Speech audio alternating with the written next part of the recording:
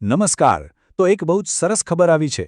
GSSB એટલે કે ગુજરાત ગૌણ સેવા પસંદગી મંડળે એકાઉન્ટન્ટ અને સબ ઓડિટરની જગ્યાઓ માટે ભરતી જાહેર કરી છે.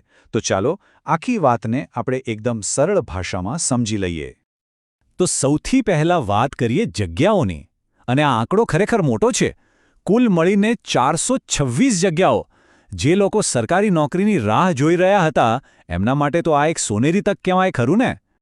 હવે આ 426 જગ્યાઓ કઈ કઈ પોસ્ટ માટે છે એ પણ જોઈ લઈએ. મુખ્યત્વે બે ભાગમાં છે. પહેલી છે પેટા હિસાબનીશ, જેને આપણે સબ ઓડિટર પણ કહીએ છીએ. એના માટે છે પૂરી 321 જગ્યાઓ. અને બીજી છે હિસાબનીશ, ઓડિટર કે પેટા તિજોરી અધિકારી. એના માટે છે 105 જગ્યાઓ. ઓકે, તો આ એક બહુ મોટી તક છે. પણ સૌથી પહેલા એ જાણી લઈએ કે આના માટે શું અને ક્યારે કરવાનું છે. આ તારીખો બહુ જ અગત્યની છે, તો ખાસ નોંધી લેજો. ફોર્મ ભરવાનું શરૂ થશે 17 નવેમ્બર 2025થી અને છેલ્લી તારીખ છે 30 નવેમ્બર 2025. મતલબ કે સમય બહુ લાંબો નથી. હા, એક સારી વાત એ છે કે ફી ભરવા માટે 2 દિવસ વધુ મળશે, એટલે કે 2 ડિસેમ્બર સુધી ફી ભરી શકાશે. સારું, તારીખો તો ખબર પડી ગઈ, પણ હવે સૌથી મોટો સવાલ કે શું આપણે આ પોસ્ટ માટે લાયક છીએ? કોણ અરજી કરી શકે? ચાલો એની જ વાત કરીએ. ઉંમરની વાત કરીએ તો જનરલ કેટેગરી માટે ઓછામાં ઓછી 20 અને વધુમાં વધુ 35 વર્ષની વયમર્યાદા રાખવામાં આવી છે. પણ હા, અનામત કેટેગરી અને મહિલા ઉમેદવારો માટે નિયમ પ્રમાણે છૂટછાટ છે, જે વધુમાં વધુ 45 વર્ષ સુધીની હોઈ શકે છે. એટલે કેટેગરી પ્રમાણે અલગ અલગ નિયમો લાગુ પડશે. હવે ભણતરની વાત એટલે કે એજ્યુકેશનલ ક્વોલિફિકેશન શું જોઈએ? તો અહીંયા કેટલીક ચોક્કસ ડિગ્રી માંગી છે, જેમ કે BBA, BCA, BCom અથવા તો BSc કર્યું હોય જેમાં ગણિત કે આંકડાશાસ્ત્ર વિષય હોય, અથવા BA કર્યું હોય જેમાં આંકડાશાસ્ત્ર, અર્થશાસ્ત્ર કે ગણિત જેવા વિષયો હોય. ટૂંકમાં આમાંથી કોઈ પણ ગ્રેજ્યુએટ ડિગ્રી હોવી ફરજિયાત છે. અને હા, અહીંયા એક વાત પર ખાસ ધ્યાન આપવા જેવું છે. નોટિફિકેશનમાં સ્પષ્ટ લખ્યું છે કે જે લોકોએ BSc હશે CA&IT કે MSc હશે CA&IT કરેલું છે એ લોકો આ પોસ્ટ માટે અરજી નહીં કરી શકે. તો આ બાબતે કોઈ કન્ફ્યુઝન ના રહે એનું ધ્યાન રાખવું. ચાલો માની લઈએ કે આપણે લાયક છીએ. તો હવે અરજી કઈ રીતે કરવાની? આખી પ્રોસેસ ઓનલાઈન છે, તો ચાલો એના સ્ટેપ્સ સમજી લઈએ. બધી જ પ્રોસેસ ઓજાસની વેબસાઇટ પરથી જ થશે, એટલે કે ojas.gujarat.gov.in. ત્યાં જઈને GSSBની આ જાહેરાત સિલેક્ટ કરવાની. પછી પોતાની બધી પર્સનલ અને એજ્યુકેશનલ ડિટેલ્સ બરાબર ભરવાની. ફોટો અને સહી અપલોડ કરવાના છે, જે 15 KBની JPG ફાઇલમાં હોવા જોઈએ. બધું થઈ જાય એટલે એપ્લિકેશન કન્ફર્મ કરી લો અને કન્ફર્મેશન નંબર ખાસ સાચવીને રાખવાનો. અને છેલ્લું સ્ટેપ, ઓનલાઈન ફી ભરી દેવાની. પણ અરજી કરવા બેસો એ પહેલાં એક નાનકડી સલાહ. પોતાના બધા જ ઓરિજિનલ ડોક્યુમેન્ટ્સ જેમ કે ભણતરના, ઉંમરના, જાતિના પ્રમાણપત્રો બધું સાથે લઈને બેસવું.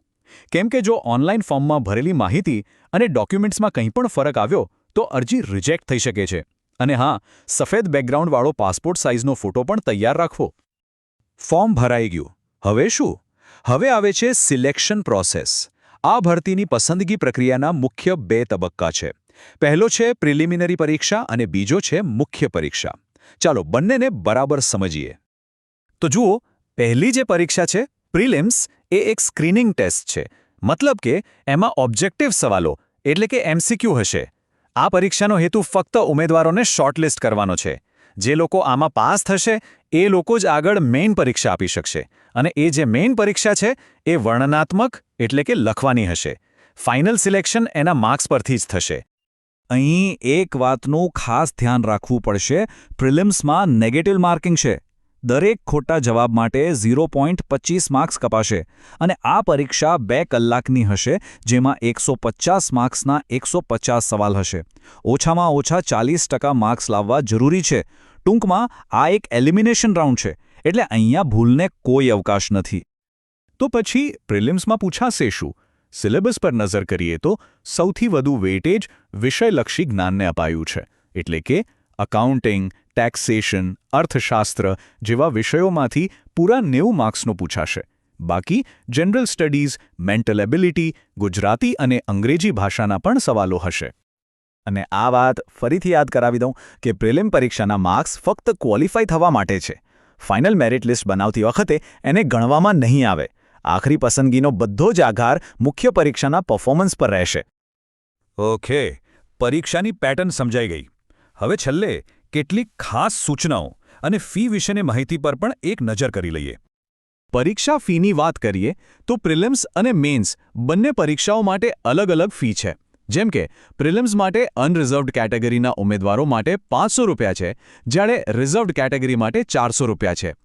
એ જ રીતે મેઇન પરીક્ષા માટે પણ બંને કેટેગરી માટે અલગ ફીનું માળખું છે. પણ અહીંયા એક બહુ સરસ અને ઉમેદવારો માટે ફાયદાકારક નિયમ છે. જે પણ ઉમેદવાર પરીક્ષા આપવા માટે હાજર રહેશે એને ભરેલી ફી પાછી મળી જશે. હા, આખી ફી રિફંડ થઈ જશે. આ ખરેખર એક સારી પહેલ છે. એ સિવાય કેટલીક ખાસ જોગવાઈઓ પણ છે. જેમ કે જે વિધવા ઉમેદવારો છે એમને કુલ ગુણમાં 5% ગ્રેસ માર્ક્સ મળશે.